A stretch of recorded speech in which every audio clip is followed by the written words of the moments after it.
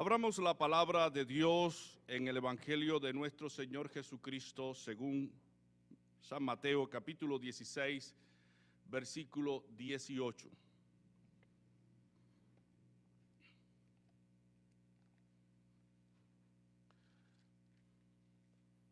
Dice así la palabra de Dios: mas yo también te digo que tú eres Pedro, y sobre esta piedra edificaré mi iglesia, y las puertas del infierno no prevalecerán contra ella.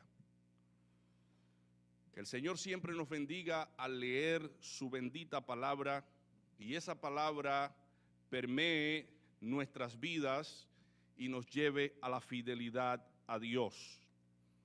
Que la iglesia en esta mañana esté preparada para escuchar la palabra de Dios y que la palabra no caiga en el vacío, sino caiga en buena tierra. Que nuestro corazón sea buena tierra para que esa palabra germine y dé el fruto esperado. En el día de hoy deseo predicarles un sermón acerca de la iglesia, siguiendo la secuencia del tema del programa. El título del programa fue La iglesia, el cuerpo de Cristo.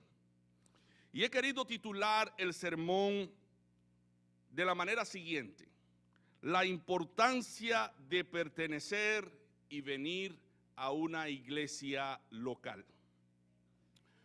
Con el modernismo y el avance de la tecnología, se ha venido perdiendo el concepto de lo que es una iglesia local, de lo importante que es pertenecer a una iglesia local, donde el cuidado de nuestras almas es prioridad, donde el crecimiento espiritual se da por sentado en medio de la iglesia local y podemos nosotros crecer saludablemente. Desde la comodidad del hogar hay muchos que quieren vivir un tipo de evangelio cómodo, tranquilo, sin tener que moverse o accionar. Ellos quieren ser creyentes cristianos a distancia, escuchando y viendo las programaciones desde el hogar, en un lugar adecuado, donde sus cuerpos estén tranquilos, donde no tengan ni tan siquiera que alzar su mano derecha para tomar algo, sino que desde allí, desde esa comodidad, sin que nadie los moleste, ellos quieren adorar a Dios desde la privacidad, desde sus hogares. Ellos rehúsan poner en función los dones que Dios les ha dado para la edificación de la iglesia. ¿Sabían ustedes que hay creyentes así hoy? Que ellos dicen: yo soy la iglesia, yo no necesito de la iglesia en sentido colectivo para yo adorar a Dios. Desde mi propia casa yo puedo servir a Dios con mi familia. Y no se congregan. Persisten en andar en una vida solitaria sin tener que darle cuenta a nadie, sin tener que informar a alguien de su estado espiritual, sin tener que escuchar lo que ellos no desean escuchar. El enemigo nos ha hecho creer que podemos cumplir los propósitos para los cuales hemos sido llamados como iglesia desde el hogar. Es verdad que cada uno de nosotros es la iglesia de Dios, pero la iglesia de Dios tiene mandamiento acerca de reunirse cada vez que la iglesia es convocada, cada vez que la iglesia es citada en un sitio particular, en un sitio local, para tener comunión unos con otros, y Dios ha prometido estar presente en Cristo de un modo especial cada vez que nos reunamos como iglesia. en cada programación, en cada reunión, en cada actividad que celebra la iglesia, Dios bendice a la iglesia con toda bendición en los lugares celestiales en Cristo Jesús, porque Él ha prometido estar allí presente. Lo que yo persigo con este sermón, con este mensaje, es enamorarte a ti con el concepto de que no hay otro lugar más ideal, más idóneo que la casa del Padre de amor. Ese lugar, ese sitio donde toda la iglesia se reúne. Por eso decía el compositor, no hay sitio más dulce en la tierra que la casa del Padre de amor. Es un privilegio estar en la casa de Dios. Es un privilegio pertenecer a la iglesia de Dios. Es un privilegio venir a la casa de Dios, a reunirse con otros hermanos y hermanas que tienen nuestra misma fe y que tienen el propósito de glorificar a Dios, de exaltar su santo nombre. Hoy quiero compartir contigo 6 razones por las cuales es importante pertenecer a la iglesia y venir a la iglesia. La primera razón es la siguiente: la iglesia es idea de Dios y la iglesia es su plan para esta era. La razón más importante para que el pueblo de Dios asista a la iglesia es que la iglesia es la idea de Dios. Dios planificó, Dios ideó construir su iglesia precisamente para cultivar la fe de aquellos que vendrían a ser salvos en su nombre. Dice Cristo en Mateo 16, versículo 18, edificaré mi iglesia. Es la iglesia de Él. Es la iglesia de Cristo. Edificaré mi iglesia y las puertas del Hades no prevalecerán contra ella. ¿Has escuchado una noticia más importante que esta? Que Cristo fundó la iglesia que Él vendría a recoger en su segundo advenimiento. Una iglesia que se equipa, una iglesia que se capacita, una iglesia que se llena de la gloria de Dios, una iglesia que se santifica, que se purifica cada vez más, preparada para ese evento glorioso cuando venga su Señor a buscarla. Esa iglesia es la iglesia que Cristo quiere que tú y yo entendamos, que es el vivo cuerpo de Cristo en la tierra y que no lo podemos sustituir por otra cosa, porque es el cuerpo que Él fundó, es el cuerpo que Él creó, es el cuerpo que Él edificó para la edificación de cada creyente, para el crecimiento espiritual de cada creyente. Es allí donde Jesucristo promete estar. ¿Para qué? Él promete estar para bendecir a los creyentes, para fortalecer, para cultivar, para orientar y dirigir la vida de los creyentes que componen su iglesia. No hay otro lugar de más importancia y más relevancia que la casa del Padre de amor. Ese lugar particular donde se reúne la iglesia y donde el Espíritu se manifiesta de una manera particular, enseñándonos las grandezas y misterios del reino de Dios y cultivando en nosotros los valores que el mundo hoy está destruyendo descaradamente. La iglesia está en una batalla campal contra el mal. Y si la iglesia se une cada vez más, está mancomunada en un mismo sentir espiritual, la iglesia vencerá en el nombre de Cristo, porque ni las puertas del infierno, dice Cristo, que prevalecerán contra esa iglesia. Apocalipsis 21, versículo 9. Dice que la iglesia es la esposa de Cristo. Vino entonces a mí uno de los 7 ángeles que tenía las 7 copas llenas de las 7 plagas postreras. Y habló conmigo diciendo: ven acá, yo te mostraré la desposada, la esposa del Cordero. El nombre esposa significa literalmente una poseída, una adquirida. La esposa de Cristo es poseída por Él, porque fue Él quien adquirió la iglesia al costo de su propia sangre. Él se entregó por la iglesia y Él compró la iglesia con su propia sangre. Dice 1 Corintios 6:20, porque habéis sido comprados por precio. Glorificad pues a Dios en vuestros cuerpos y en vuestro espíritu, los cuales son de Dios. Cada creyente es una adquisición de Cristo.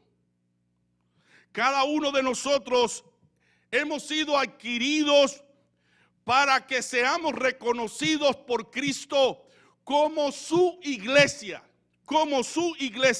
Y el Señor conoce quiénes son los miembros de su iglesia. Si Cristo ha prometido estar presente en nuestro servicio, ¿dónde deben estar nuestros cuerpos?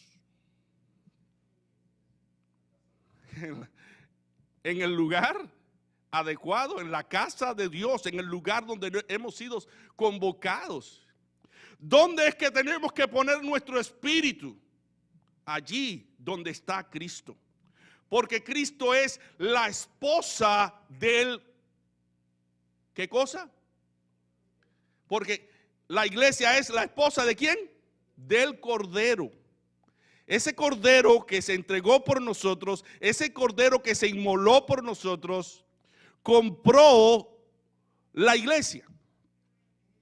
Y cuando Pedro le dice a los maridos que amen a sus mujeres, les dice en Efesios 5, versículo 25 y 26, maridos, amad a vuestras mujeres, así como Cristo amó a la iglesia y se entregó a sí mismo por ella. Él se entregó por ella, para santificarla, habiéndola purificado en el lavamiento del agua por la palabra. Hermano, Él se entregó por la iglesia para santificarla, para lavarla en su palabra, esta palabra que está siendo predicada hoy. Porque Él quiere que su iglesia esté sin mancha, sin arruga, ni cosa semejante el día cuando Él venga a buscarla. Versículo 27, a fin de presentársela a sí mismo una iglesia gloriosa que no tuviese mancha, ni arruga, ni cosa semejante, sino que fuese santa y sin mancha. Esa es la intención con que Dios fundó a su iglesia, una iglesia que junta con los ligamentos de ella, que son los demás miembros de la iglesia, unos a otros se exhortan para vivir en santidad y en pureza todos los días de nuestras vidas hasta que venga el Señor. Y ese es el propósito con el cual el Señor creó su iglesia, para que su iglesia se prepare para las bodas del Cordero. La Biblia es clara por la narración en Hechos a través de la epístola de Pablo, Pedro, Santiago y Juan. Ellos nos dicen que la obra de Dios en el mundo de hoy se está llevando a cabo a través de la iglesia. Es la iglesia la que ha sido convocada, ha sido llamada para adorar a Dios y ha sido citada para proclamar las verdades del evangelio.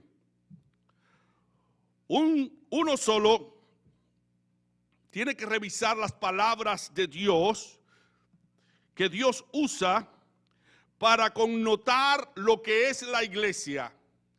Hay varias figuras que nos enseñan o nos revelan lo que es la iglesia. Por ejemplo, a la iglesia se le llama casa de Dios. Tú y yo somos casa de Dios, donde Cristo mora. Cristo es la cabeza de esa casa, es el dueño de esa casa. De manera individual y colectiva, somos la casa de Dios. somos también el cuerpo de Cristo, donde Él ha prometido morar a través de su Espíritu Santo. Allí donde está el Espíritu Santo, es en ese lugar que se llama cuerpo de Cristo, que somos tú y yo. Pero también la iglesia es el edificio de Dios. Cuando se habla de edificio, no se habla del individualismo. No se habla de la independencia. Cuando se habla de edificio, se habla de unidad.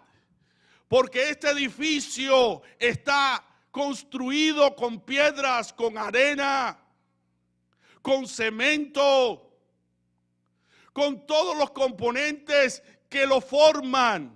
De tal manera que no vemos ninguna piedra que pertenezca al edificio fuera de ella, sino que todos están formando una figura, todos están sincronizados, todos están unidos, todos están colaborando, todas las piedras están unidas con unas con la otra. Precisamente esas figuras nos están diciendo que la iglesia es el cuerpo de Cristo, es el cuerpo que se une. La iglesia es la casa de Cristo que se une cada vez más. La iglesia es también el edificio donde Cristo mora y tú eres una piedra viva en ese edificio. Y por esa razón, donde tienes que estar es en la casa de Dios, es en el cuerpo de Cristo, es en el edificio de Dios. No en casa, solo por allá. No, esas son ideas del diablo, porque el diablo quiere devorar tu vida. El diablo quiere hacerte creer que tú estás bien viviendo una vida solitaria, una vida sin tener que darle cuenta a nadie, una vida sin mostrar humildad, una vida sin mostrar compromiso. Eso es lo que quiere el diablo. La iglesia es el plan de Dios para prepararte a ti para la eternidad. A ti y a mí. Por esa razón, tenla presente. La segunda razón es la siguiente. La iglesia como plan de Dios es algo que debe ser una prioridad en la vida de todos los creyentes. Pero la segunda razón para pertenecer y venir a una iglesia local es que la palabra de Dios nos instruye a estar involucrados en la iglesia. Está claro en los pasajes de Hebreos 10, 25, vamos a leerlo, que dice: no dejando de congregarnos como algunos tienen por costumbre, sino exhortándonos, y tanto más cuando veis que aquel día se acerca. Dios quiere que su pueblo esté involucrado activamente en la iglesia local.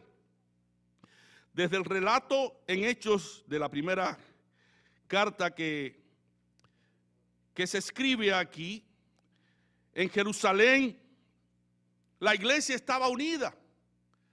Dice que todos eran uno. Nadie decía ser suyo propio. Y las cosas que tenían las compartían entre sí. Nadie estaba con un espíritu independentista. Todos pertenecían al cuerpo de Cristo y la Biblia nos enseña a estar de ese modo involucrados en los intereses del cuerpo de Cristo, la iglesia del Señor. Vemos una iglesia involucrada. En Apocalipsis habían 7 iglesias. Y quiero mencionar algunas de ellas para que ustedes vean que cada uno de los miembros de ella estaba involucrado en los asuntos que pertenecían a la iglesia local. A la iglesia de Éfeso, Jesucristo la reconoce como una iglesia trabajadora y perseverante. A la iglesia de Esmirna, Jesús le reconoce como una iglesia consagrada a pesar de su extrema pobreza. Aunque eran pobres, eran ricos en espíritu, ricos en fe, ricos en servicio. A la iglesia de Pérgamo, Jesucristo la reconoce como una iglesia vigilante y valiente que defendía su fe en medio de una influencia hostil, en medio del secularismo y la mundanalidad. A la iglesia de Tiatira, Jesucristo la alaba por permanecer fieles frente a las pruebas a pesar de su fuerza limitada. Aquí vemos que los miembros de cada una de esa iglesia vivían involucrados en los planes, en los proyectos de las iglesias locales. Ellos no eran espectadores, ellos eran integrantes activos, activistas dentro de la iglesia, cumpliendo el propósito para lo cual ellos fueron llamados. Cada miembro de la iglesia debe preguntarse hoy: ¿en qué puedo servir a la obra de Dios? ¿En qué me puedo ocupar dentro de la iglesia de Dios? ¿En qué me puede ocupar el pastor, el operador de audio, el ministro de la música, el ministro de alabanza, el encargado de la limpieza, el encargado de la evangelización, el encargado de ayuda al necesitado? Para algo hemos sido nosotros llamados y debemos preguntarnos: ¿para qué el Señor me ha traído aquí a su iglesia local? ¿Cómo tú y yo podemos descubrir nuestros dones y talentos involucrándonos en las actividades de la iglesia? Allí el Espíritu Santo nos va a decir para qué realmente Él nos ha llamado. Así que el plan de Dios es crear su iglesia en la tierra para que la iglesia se involucre en los ministerios del reino, en las cosas del reino, en las necesidades del reino. Número 3, la iglesia es donde se enseña al pueblo de Dios la palabra de Dios para que puedan crecer espiritualmente. El punto focal del ministerio de la iglesia local es enseñar y predicar claramente la palabra de Dios. Las epístolas pastorales, primera y segunda de Timoteo y también Tito, están llenas de instrucciones para los líderes de la iglesia sobre cómo hacer que las escrituras sean una prioridad dentro de las programaciones de la iglesia. Por ejemplo, en primera de Timoteo 4:6 se proporciona una dirección clara sobre la importancia del ministerio de la enseñanza que es eficaz. Y en 2 de Timoteo 4, del 2 al 3, se contiene allí las amonestaciones a Timoteo a que predique la palabra a tiempo y fuera de tiempo, y que él tiene que reprender, tiene que redarguir. Vamos a leerlo. Primera de Timoteo 4:6. Dice así: si esto enseñas a los hermanos, serás buen ministro de Jesucristo, nutrido con las palabras de fe y de la buena doctrina que has seguido. Como vemos, Pablo orienta a Timoteo a que enseñe a los hermanos la palabra de Dios. El ministerio de Timoteo consistía precisamente en enseñar como pastor a los hermanos la palabra de Dios. Y Pablo no dejó a Timoteo actuar a sus propias expensas, sino que le dice a Timoteo cómo, de qué manera él debe predicar la palabra de Dios y cómo debe usarla para la iglesia local. Leamos 2 de Timoteo 4, del 2 al 4. Dice: que prediques la palabra, que instes a tiempo y fuera de tiempo, redarguye, reprende, exhorta con toda paciencia y doctrina, porque vendrá tiempo cuando no sufrirán la sana doctrina, sino que teniendo corazón de oír se amontonarán maestros conforme a sus propias concupiscencias y apartarán de la verdad el oído y se volverán a las fábulas. Así que Timoteo tenía que activarse en este aspecto de enseñar la palabra de Dios, porque vendría el tiempo en que la gente no soportaría escuchar la sana doctrina y que se conformaría con escuchar cosas que alaben su ego, que alaben su gloria, que alaben sus deseos y sus planes. No una predicación que ataque el pecado, no una predicación que los reprenda, sino una predicación liviana. Llegará el tiempo en que se amontonarán en muchas iglesias, en muchos lugares, personas a escuchar predicadores que se adapten a sus propias concupiscencias y deseos. Y estamos viviendo en esta era, en esa era en que la gente no le gusta escuchar sermones que les llame al arrepentimiento, sermones que señalen sus pecados, sermones que los reprendan. Quieren buscar mensajes que sean mensajes que los hagan sentir felices. y contentos en sus pecados. Pero el propósito de Dios para crear su iglesia es para que hayan predicadores que prediquen la sana doctrina, que reprendan, que redarguyen, que exhorten con toda paciencia en el Espíritu, para que muchos vengan al conocimiento de la verdad y se arrepientan de sus pecados y se vuelvan a Cristo. No importa que tú pertenezcas a una iglesia de 5,000 personas, 6,000 personas, 20,000 personas. Si esas 20,000 personas no andan en el camino estrecho, en el camino que Dios ha trazado, en el camino que se dice que es santidad a Jehová, todos esos 25,000 personas van derecho al infierno. Se van a perder.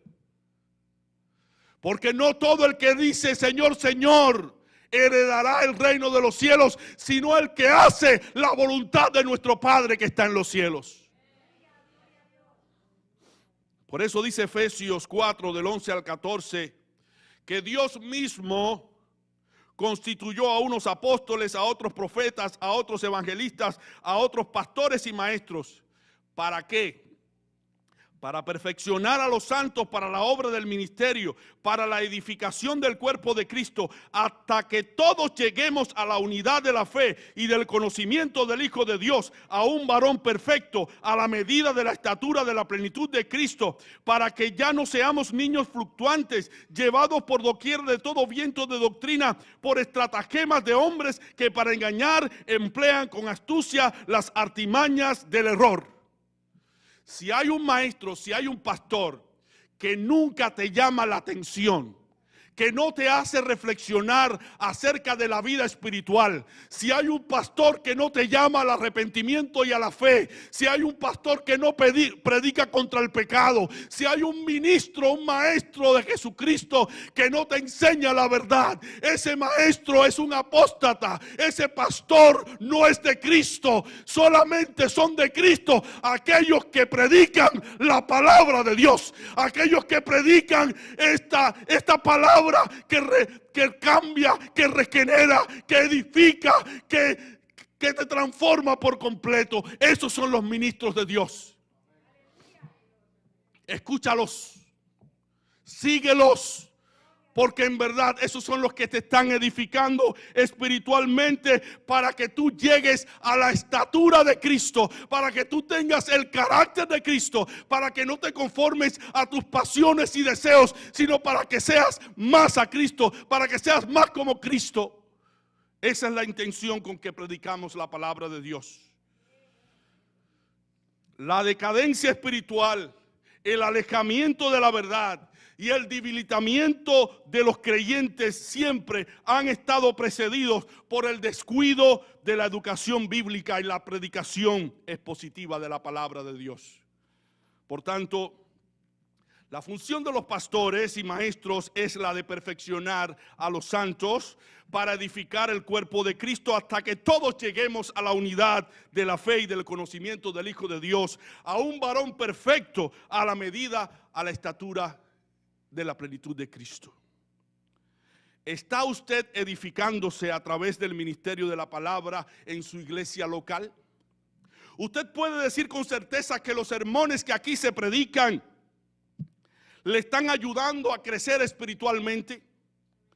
Si la respuesta es afirmativa, ¿en qué medida usted puede notar su crecimiento espiritual? Porque usted debe notar que usted está cambiando, que usted se está transformando en el espíritu para ser cada día mejor, para parecerse cada vez más a Cristo. Hermano, aproveche las oportunidades para conocer y aplicar la palabra de Dios a su vida a través de las predicaciones que se llevan a cabo en su iglesia local. ¿Ustedes saben por qué? Porque un día no habrá predicadores. Dice Oseas 8:12. E irán errantes de mar a mar. Desde el norte hasta el oriente discurrirán buscando palabra de Jehová y no la hallarán. Vendrá un tiempo en que no encontrarás predicadores. Vendrá un tiempo en que procurarás encontrar a los predicadores que escuchabas antes y no los encontrarás. Buscarás quien te predique y no lo encontrarás. Así que apunta ahora, graba en tu mente la palabra de Dios, lee la palabra de Dios, trata de aplicarla lo más posible a tu vida espiritual, porque vendrá un tiempo de sequía espiritual donde no se escuchará la palabra de Dios. Aprovecha la oportunidad ahora y acércate al Señor a través del ministerio local que Dios ha puesto en manos de maestros y pastores. Otra razón por la cual es importante pertenecer y venir a la iglesia local es porque la iglesia es el medio de Dios para que los creyentes utilicen sus dones espirituales. La iglesia es el lugar donde los creyentes pueden compartir su don, su talento con otro hermano. Dice Romanos 12 del 3 al 8. Digo pues, por la gracia que me es dada, a cada cual que está entre vosotros, que no tenga más alto concepto de sí que el que debe tener, sino que piense de sí con cordura, conforme a la medida de fe que Dios repartió a cada uno.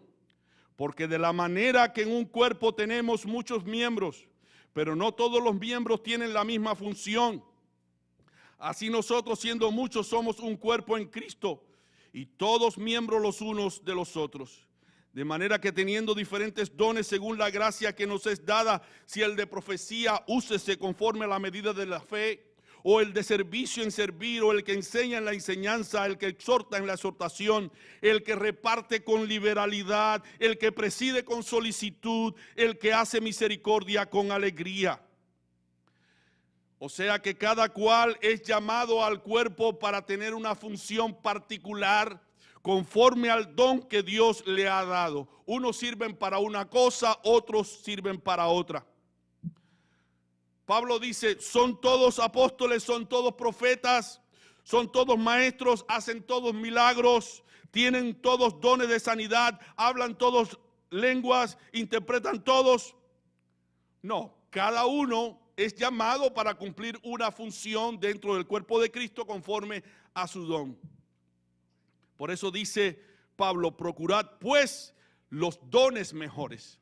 Tenemos nosotros que buscar esos dones. Tenemos que pedirle al Señor esos dones. Señor, lléname de tus dones, lléname de tus talentos para yo poder servir con ellos a tu iglesia. Pablo es muy enfático al decirnos que cada creyente es el receptor de uno o más dones espirituales que son capacitaciones del Espíritu para servir a la iglesia eficazmente.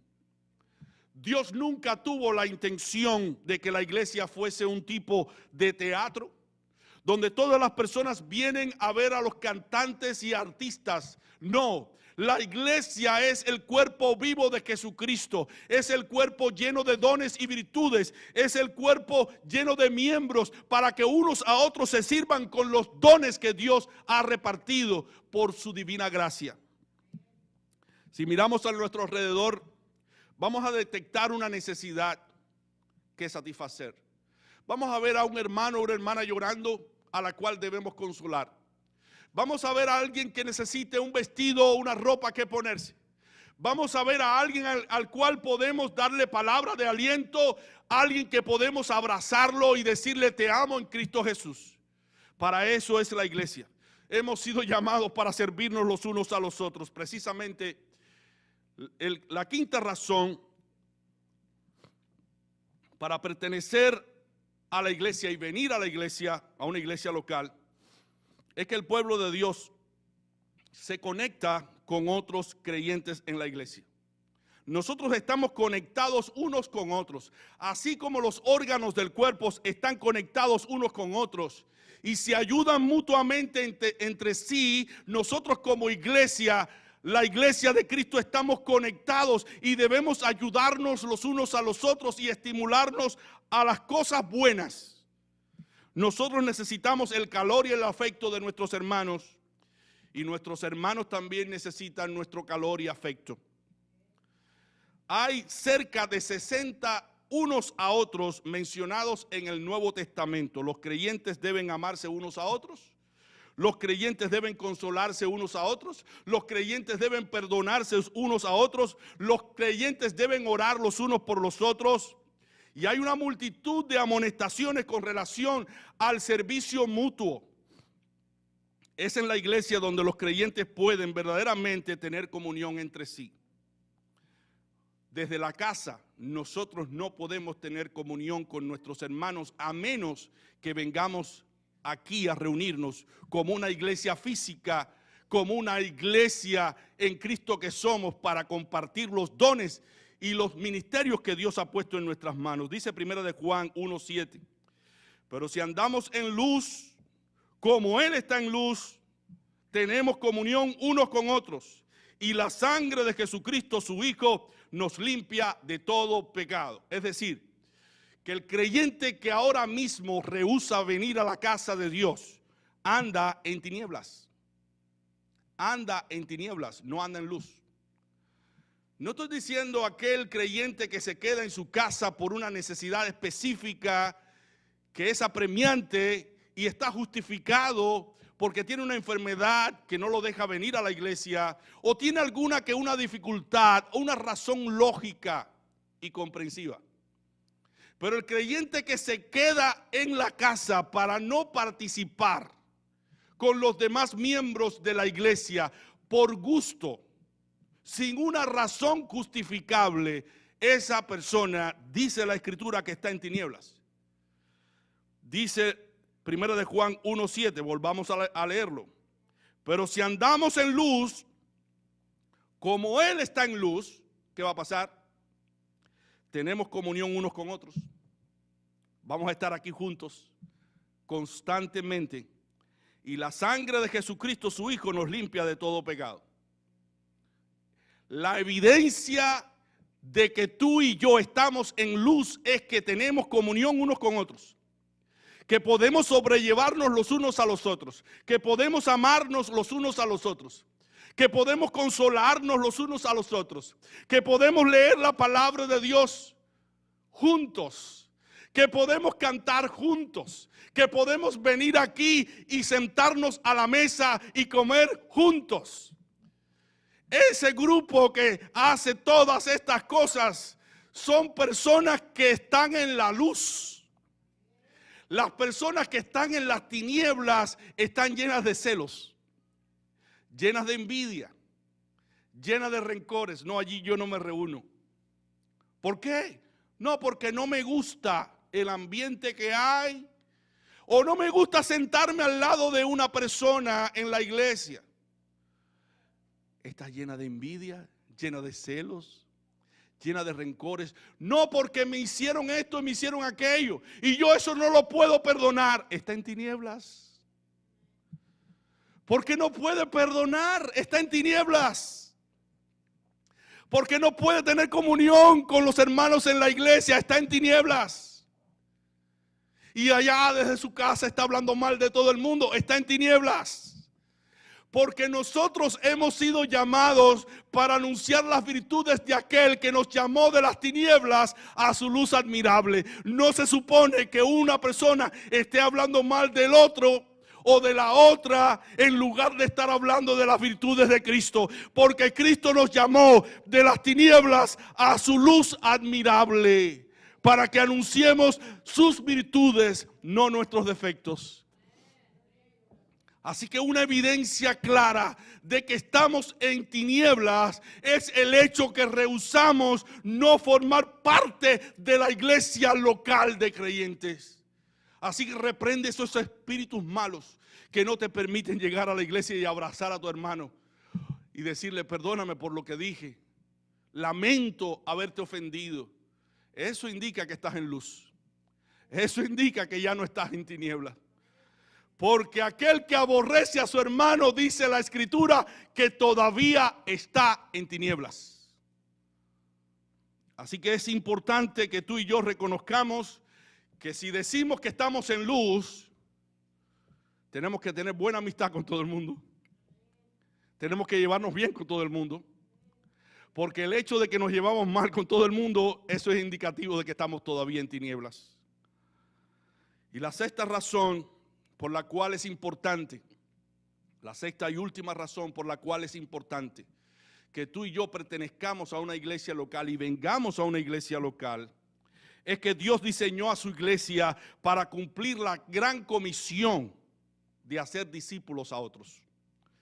Dice la Escritura, por tanto, id y haced discípulos a todas las naciones, bautizándolos en el nombre del Padre, del Hijo y del Espíritu Santo, enseñándoles que guarden todas las cosas que os he mandado. Y he aquí, yo estoy con vosotros todos los días hasta el fin del mundo.